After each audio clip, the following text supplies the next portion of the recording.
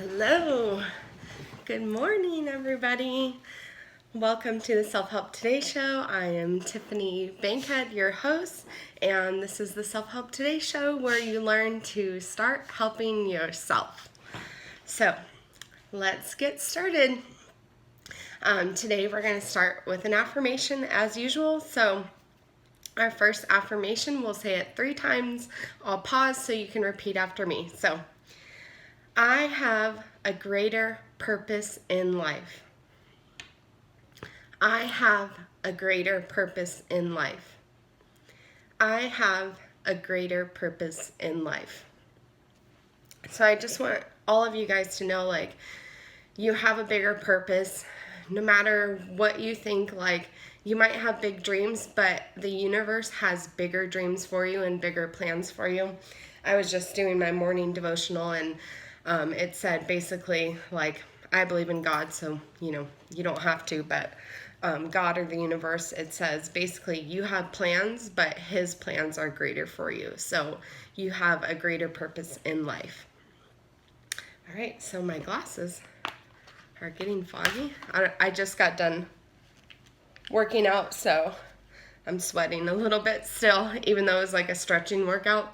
I still got worked up, and so I'm sweating a little. But anyway, so you have a greater purpose in life. So I wanted to ask you a couple questions because today the topic is about anxiety, and since anxiety takes it so much away from you and so much out of your life, I wanted to ask you, how would your life be different if you could control at least some of your anxiety? So how would your life look different? What would it be like if you could control a little bit more of your anxiety? And I'm not saying you can eliminate it totally, but what if you could control it, maybe prevent some of it or lessen it when it does happen? Today we're going to give you tools to lessen your anxiety and to also help be on the proactive side of preventing anxiety as well. So what would you pursue in your life if anxiety wasn't holding you back? Think about it. What could you do with your life if anxiety wasn't preventing you from doing it? You have a greater purpose and you're meant for more, and anxiety is holding you back. So we're going to learn how to not let it hold you back. All right? So a little update on me. I am out of the bipolar hypomania. We did a whole series on that. So summer is kind of coming to an end. So with people with bipolar like myself, in the summer, you tend to become more manic or hypomanic because of the energy and more sunlight and everything. And so you become a little more manic. And then when that ends, with bipolar is once you go to the high, then you cycle into the low. So I've been a little depressed. And just a little depressed, I rate my depression every day, so I noticed my depression was going up. I would say it got to about a 6 or a 7 on a scale of 1 to 10, 10 being the worst. So it did get a little bad, but it didn't get quite that bad to where I just couldn't function. At about a 6, 5 or 6, I can still function and do things, and I can still use my willpower, and it's not just willpower, because when you're depressed, a lot of people think oh, why can't you just get yourself out of it? Today's not about depression. I'm just talking a little bit about it because I'm going through it, but it's more when you're depressed and you're at that point where it's a little more manageable, you have to do things that make you feel better, that get you out of the depression. Sorry, might have to take these off. Okay, so what I did when I was really depressed, I wanted to take a nap. So I actually laid down and I took a nap in the morning at 9 o'clock to 9:30 to 11. And then I got up for a few hours and was doing stuff. This was just the other day. And then I wanted to take another nap, and I laid down and I was you know what, like I laid there for a few minutes and I was like, you know what, my depression is telling me to take a nap, but what I really need to do is something productive and help myself. Like, just like this show is about, it's all about helping yourself, learning to help yourself. And that is why, like, I have learned to help myself. So I want to teach you guys how to help yourself. So what I did was, like, I acted opposite to what I was feeling. So I was feeling depressed and like I wanted to take a nap. So instead of doing that, I got up and I was like, okay, what's one thing I can do that will make me feel productive? So I did the dishes and I ended up cleaning the whole kitchen, and then I felt better. I went swimming. So like when you're depressed, do something you enjoy. So I went swimming and I felt better. Anyway, that's just a little bit about what's going on with me. But let's get into our topic today, which is anxiety. So we're going to go over a little more of the symptoms, and then I'm going to give you, I actually have 4 tools today to use. So we have a lot of tools today that I think are going to be really helpful. So let's go through this so we can get to that. So just a little recap on anxiety. We went over more of the symptoms in, I think, episode 12 and 13 or something, or 13 and 15. If you look up like anxiety for the Self-Help Today show, it will come up, parts 1 through 3, and we went over the symptoms. But basically it's like excessive worry, feeling out of control, and then there's the physical symptoms. I mean, there's more mental symptoms, but basically like that kind of doom, like just worrying about the future, worrying about what might happen, worrying about like how you're never going to get out of it, and those kinds of things. And then like feeling like it's out of your control. And then the physical symptoms can be pain, like in your stomach or your head, or it can be chills or sweats, or I went over like a lot of the physical symptoms in episode 15. So go check that out.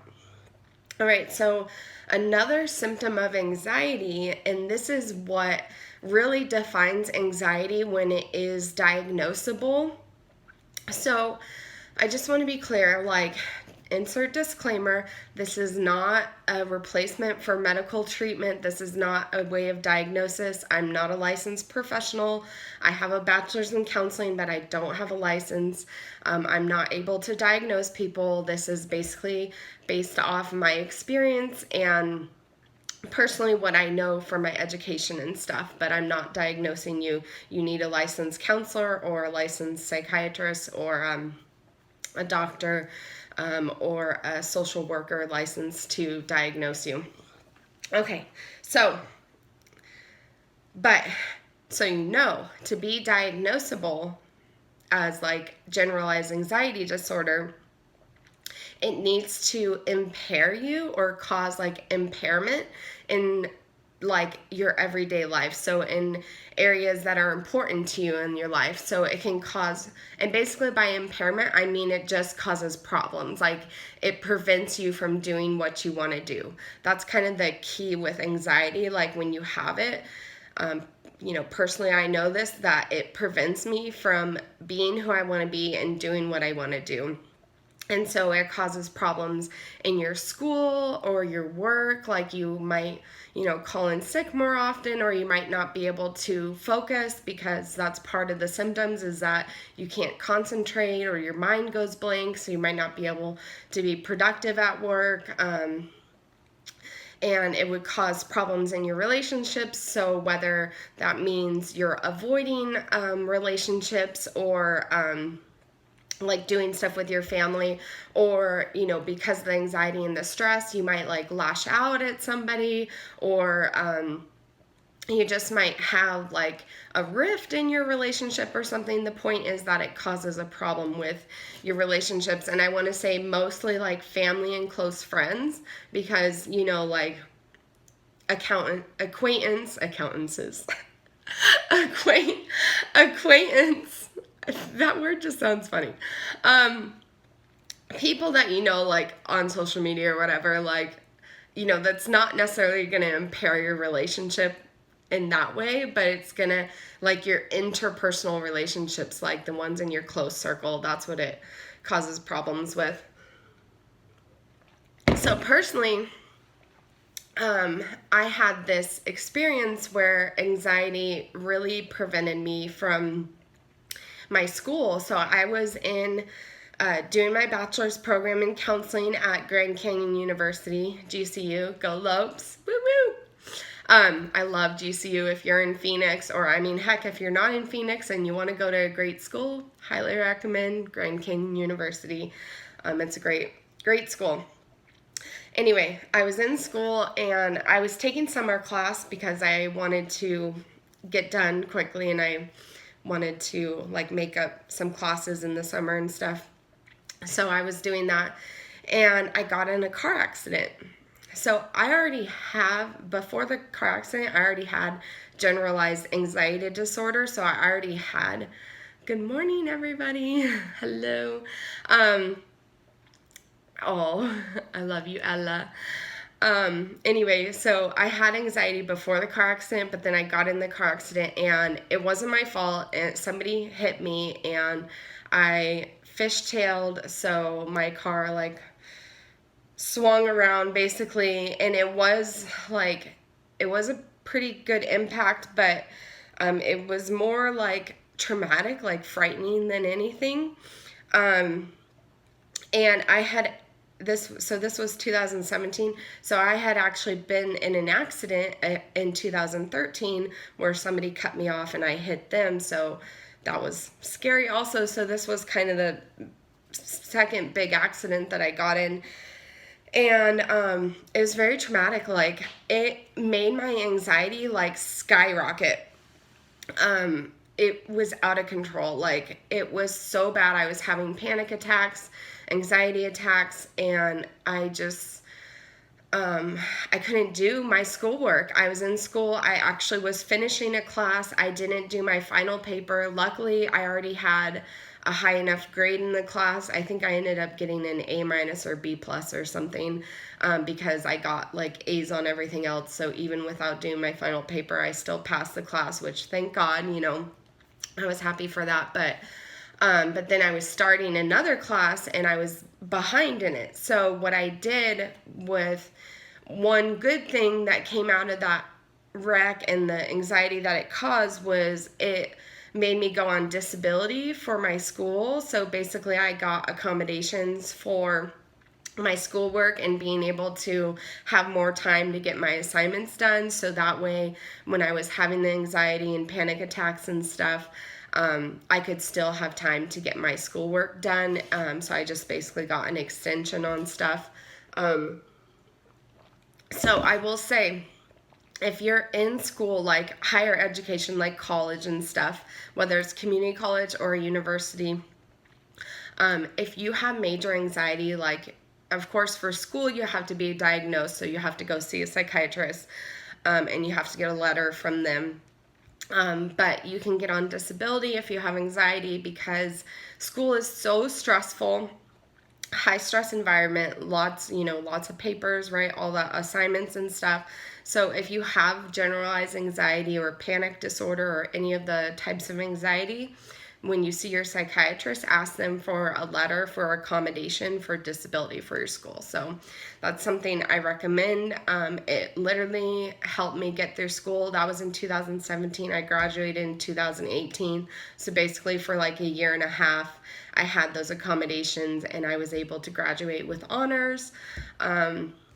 Really proud of myself that I was able to get good grades and do well in school and stuff. And a big reason that I was able to do that was because I got on disability. So there's no shame in getting on disability, especially, just because it's a mental health problem doesn't mean it's not a disability. And, I think mental health problems, like, also I have ADHD, ADD, so that was also a contributor, so that makes it hard to focus, especially if you're not interested in something. It makes it extremely hard to focus. So if you have a mental health disorder, don't be ashamed or afraid to get on disability, because it can be really helpful for you in the long run and help you with your school. So I recommend that. I'm not saying take advantage of it, by the way. You know, I want to make it clear, you need to have a diagnosis in order to go on disability. So a lot of people are stressed in school, and the stress is normal. Like, just because you have stress doesn't mean you necessarily have a disorder or generalized anxiety. Anyway, just had to insert that disclaimer. But so another criteria for meeting an anxiety disorder is that it's not induced by a substance or a medication. So substances, you know, like especially stimulants and stuff, stimulants like cocaine, meth, all that stuff, uppers can cause a lot of anxiety. So they might make you feel good, but when you come down off of or even before you're coming down off of them, you might have increased anxiety. So in order to be like diagnosed as generalized anxiety, it can't be induced by a substance. So that's actually a different category. You can be diagnosed with substance-induced anxiety. But basically what that means is it's while you're on the substance, so while it's in your body, in your blood, it induces the anxiety, so it causes. So once the substance leaves your body, once you stop using it, it kind of it should go away. I mean, it might not, but that's the requirement. Or medication. So some medications can actually cause more anxiety. Believe it or not, some anxiety medicines can actually cause more anxiety, which you would think like, that's crazy. Why would it do that? But everybody with medication, and I'll talk more about medication on another episode, but with medication, everybody's body is different. Like, everybody's chemistry and makeup is different. So you might take some anxiety medicine, it might cause more anxiety. So you want to talk to your doctor and be very clear about your symptoms, and if you're having more anxiety, especially if you're on anxiety medicine. So I'm not going to say which medicines, because you never know what's going to work for you or what's not. You really need to take time when you're getting on mental health medication, psychiatric medication. You need to take the time to, like, weeks and months, to see how it works and how it affects you. So, but we'll talk about medication another time. I'm a big advocate for medication, because I have seen the effects in my life of what medication has done. I've been on it for 7.5 years now, and it has made a major change in my life. So I'm just advocating for it because of my own experience. Of course, everybody is unique and everybody has their own experience with it. But anyway, okay, so also, just as a little side note, to be diagnosed with generalized anxiety disorder, it needs to occur for 6 months or longer. But if you're having anxiety and it's really bad, I still recommend going to see a psychiatrist or a doctor, preferably a psychiatrist. I mean, you can go see a primary care doctor, but if you tell them all about all your anxiety, they're most likely going to refer you to a psychiatrist. If it's really bad, you're having panic attacks a lot, go back, see episodes 16 and 17 about panic attacks.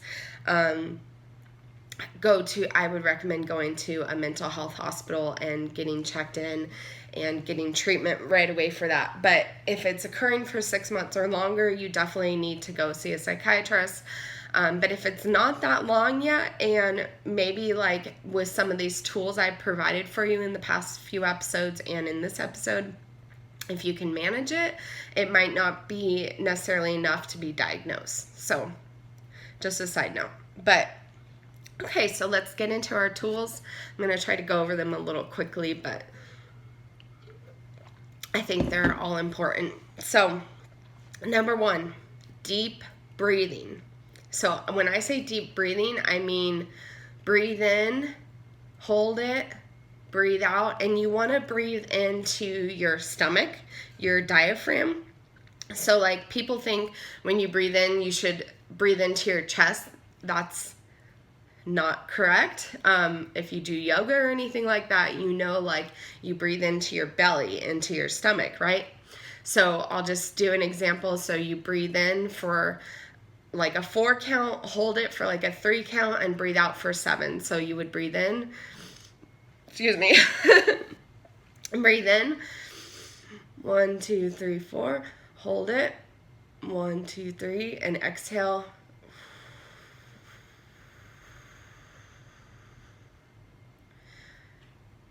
Breathe in.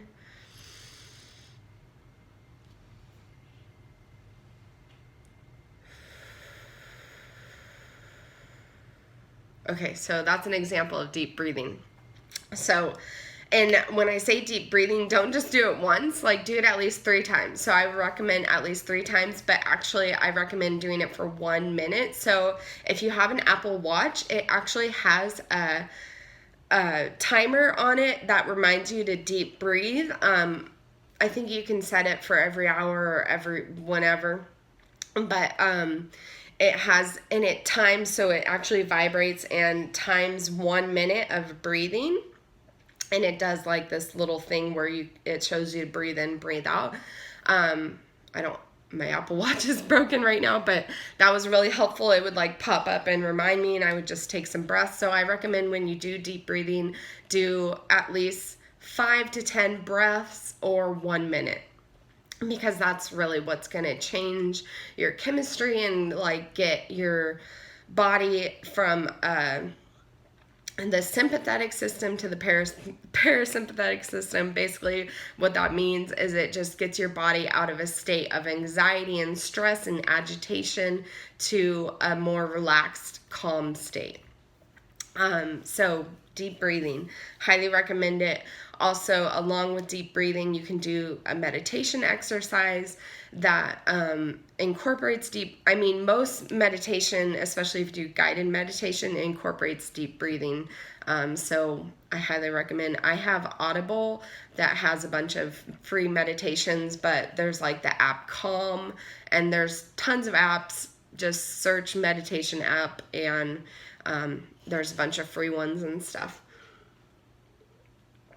So, and I recommend for the deep breathing that you do this morning and night. So plan on doing it pretty soon when you wake up in the morning, and take a moment, do some deep breathing, and then at night do some deep breathing too. So that is also kind of ties in with the second tool. So my second tool for you today is having a routine. So when I say having a routine, I mean like in the morning and at night. I'm working on my morning routine. I'm trying to get it down pat. I'm not sure the saying, but I'm trying to get my morning routine solidified, or like more solid, like more consistent. I'm trying to do it more consistently, and I'm doing pretty good at it. Like I wake up, I take my medicine for my thyroid, I do a prayer devotional, I do my journals, take my pre-workout, meditate, do my workout, get ready, and do the show. So that's kind of my morning routine. I'm not saying you need to have that morning routine. I'm just saying do a morning routine that works for you. I recommend prayer or gratitude, some moments of silence, some deep breathing or meditation. Incorporate one of those into your morning routine because it centers you and like sets a good tone for your day.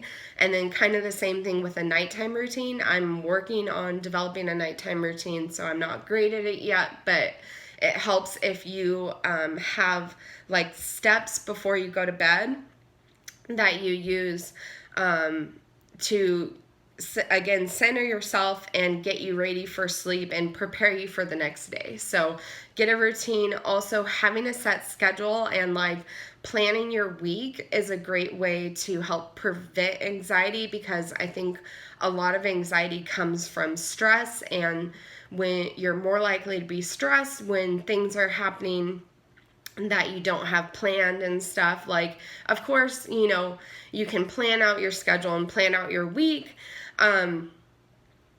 But life happens, stuff happens. But if you're more prepared and so when you do your schedule, this is very important. I want you to schedule in time for stuff you enjoy. So schedule in time to do activities you enjoy, whether that's reading or coloring, painting, singing, hanging out with friends. Like, schedule time to socialize, swimming, or your exercise. Like, I love exercise. I enjoy it. I know some people don't enjoy it, but schedule time for exercising, moving your body, all those things. Like, schedule the time in your week to do something you really enjoy. For me personally, I do something that I enjoy or like every day, whether that's reading or listening to a podcast, journaling, or like getting a pedicure, or just, I would say a lot of the things I enjoy are my self-care. So I think episode 2 or 3 was on self-care. So go check that out if you want to know more about self-care. But basically my self-care is like stuff I enjoy. So schedule that, do it every day. Another tool I have, this one's pretty simple, is to use lavender. So lavender is a very helpful, I think it's a flower. I'm pretty sure it's a plant, flower, or whatever. But you can have essential oils or a candle or some lotion, and have the lavender, rub it on your skin, smell it, kind of inhale it, or put some essential oil on your wrist or something and kind of smell it. Or you can actually put it on, if you have a headache, put it a little bit on your head or on your temples, or light a lavender candle. So that's lavender is a great, it de-stresses, calms the body down. It's very calming and soothing, so that's a great thing to use. And then finally, the last tool is something I have recommended a lot of times, and I'm going to keep recommending it because it has been really helpful for me, and I know it can be helpful for people. So that is therapy. I highly recommend therapy. Whether you go see a licensed clinical social worker or a licensed therapist. And, I'm talking about therapy with a licensed professional. I'm not talking about going and seeing a life coach and getting a counseling session from a life coach. That's not what I'm talking about. You need to go see a professional. And I recommend doing CBT, cognitive behavioral therapy, DBT, dialectal behavior therapy, and I recommend either group therapy or one-on-one. I've done both. And then, like I said, with anxiety, a lot of it can come from trauma. It can be triggered by trauma, or it can just be the residual effects of trauma. So if you have trauma, I recommend EMDR therapy. So, all right. So this went a little longer than I wanted, but hopefully this was helpful for you. Our 4 tools again was deep breathing, having a routine, morning routine, night routine, having a schedule, using lavender, and therapy. So, all right, let's do our affirmations and then our quote at the end, and then we'll be done. So I'm going to say you are, and then we're going to say I am and repeat it twice. I'll pause so you can repeat after me. So, you are doing the best you can. You are stronger than you think. You make room for peace in your life. You are in control of your life. You focus on the positive. With anxiety and stuff, it takes you away and makes you focus on the negative so much. So I love that affirmation, just reminding yourself, say it all the time, I focus on the positive. I focus on the positive, because then your brain is going to start looking for positive things. Anyway, just a side note. All right, let's say I am. So I am doing the best I can. I am stronger than I think. I make room for peace in my life. I am in control of my life. I focus on the positive. I focus on the positive. Okay, one more time. I am doing the best I can. I am stronger than I think. I make room for peace in my life. I am in control of my life. I focus on the positive.